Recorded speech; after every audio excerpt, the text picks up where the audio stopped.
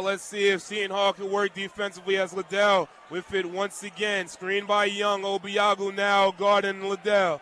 We're seeing Roden cheating over a little bit to see if he can play help defense. 10 seconds on the shot clock. Liddell, three-pointer off the right of the rim. He drives in, gets the board, and that will reset. Jameer Harris with a steal. He gets the fast break layup to go, and that will tie up the matchup.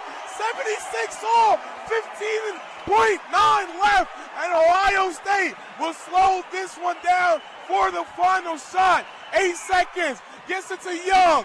5, Johnson Jr., three-pointer!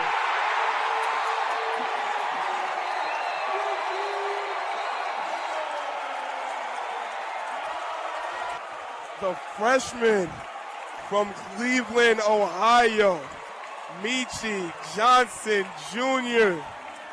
1.8 seconds left on the game clock from 30 feet out.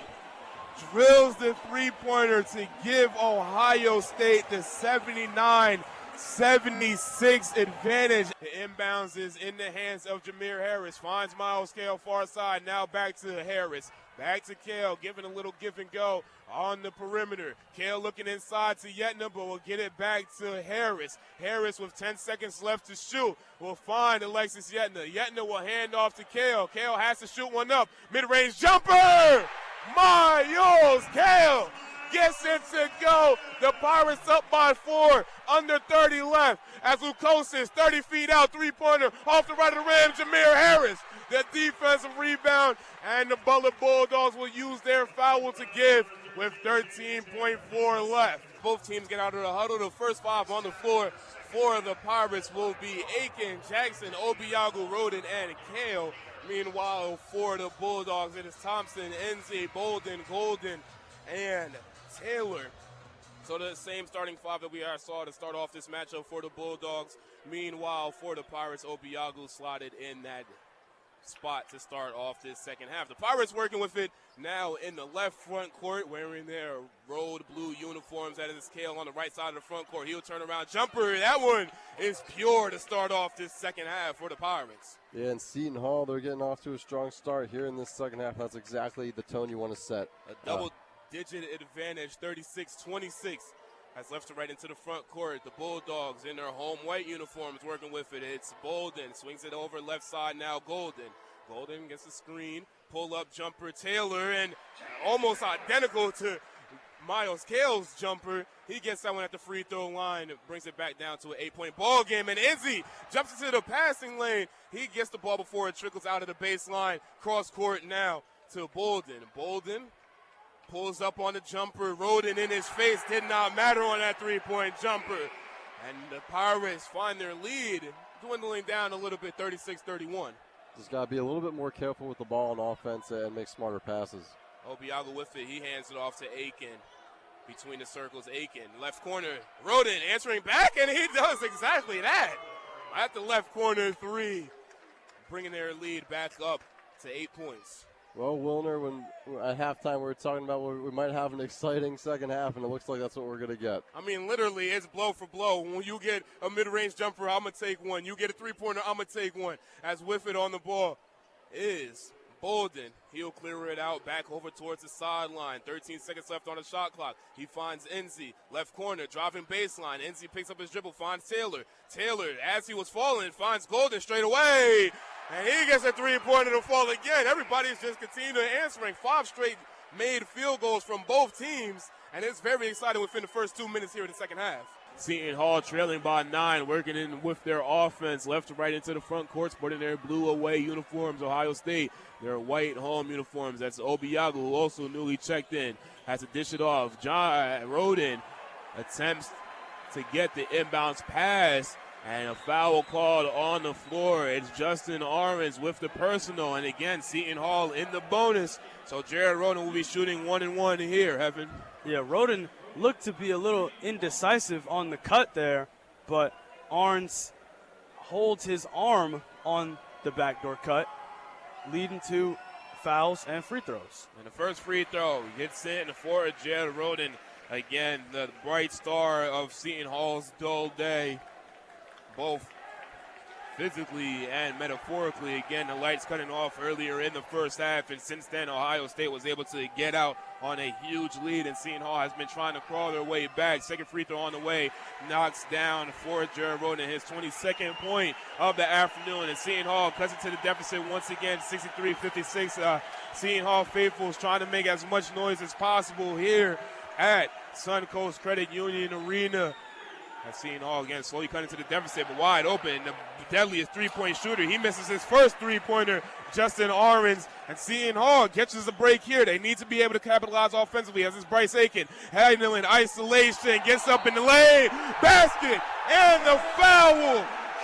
The oldest man on this Seton Hall team, one of the oldest players in the nation, using his wisdom and his wits with his moves to get the hoop and the harm, could potentially cut this to a 4-point game here. Seton Hall with possession coming out of the timeout after the shot clock violation sent us into the timeout. With it in their front court, a little give and go between Park Lane and Sidney Cooks. Park Lane with a left wing three. That one off the front of the rim. Corralling the offensive rebound, cleaning up the boards and getting to the hard way. Sidney Cooks. She brings up her scoring total to 16 points so far in this early afternoon matchup between the Bulldogs and the Pirates. Sexton uncorks the three-pointer. That one off. Offensive rebound by the Bulldogs as they have it. Sexton, can she get a second opportunity? Misses a second opportunity, and Seton Hall just leaves it at that as they get the defensive board. Racing into the front court is the Pirates near side. Lauren Park Lane finds Cortesia Dean. Back to Park Lane. Bembry with it in the left corner. Dribbles and will hand off back to Cortesia Dean. Going around the arc. Espinoza Hunter wide open right corner. Misses that one. Offensive board, though, as Maya Bembry flew in and was able to poke that one back out towards the perimeter. Cortesia Dean, mid-range jumper off the back of the rim. Maya Bembry once again, the offensive rebound. Third chance, runner goes for Lauren Park Lane. A stellar possession there for the Pirates, and shout out to Maya Bembry for the amazing hustle plays. 2 offensive boards leading to that running floater for Park Lane, who she hits all the time. Pirates now up by 20. As number 20 for the Bulldogs with an up and under step through Alex Richard. That was a beautiful basketball move there to get the ball through the cylinder. Alex Richard with some fancy moves, and she's been having herself a pretty solid season, averaging 7.8 points per game. That ranks 3rd on Butler's roster. Lauren Park Lane with an open look in the paint on the patented runner. Misses off the front of the rim, did not get the lucky bounce. The Bulldogs working with it. Sexton on the drive over towards the near side. Gets bumped by Andra Espinoza Hunter. Her first personal foul on the floor, so the Bulldogs will inbound it far side. Inbounding it, Kendall Wingler. Again, the transfer from Eastern Kentucky, averaging about 26 minutes per game. Last year averaged 10.9 for Eastern Kentucky. As Sexton getting a lane, going behind her back, pulls up jumper. That one hit in the back of the rim. Battle for the ball, loose outside. And Espinoza Hunter is able to corral the board. Going back to Sidney Cooks. Cooks thought about going down low, but get it to Park Lane as she will orchestrate the offense. Down low to Cortesia Dean, right block. She almost lost her footing, but was able to get the ball back before she picked up her pivot. And Lauren Park Lane driving right baseline, gets tacked on for a personal foul. Foul called on Kendall Wingler. Wingler just getting a little bit too physical. Park Lane came flying into the lane. Looked like she was heading for an easy bucket, and Wingler with just a little bit of a costly foul there to prevent the shot. Foul resets the shot clock, though, for the Pirates as Espinoza Hunter leaning on her three-point attempt towards the baseline, misses. And with 2 minutes left to go here in the first half, the Butler Bulldogs trailing the Seton Hall Pirates 36-18. Working with it is Ross. Ross with a lane. Try to put a little China on that layup. Misses. Bulldogs able to get the offensive board.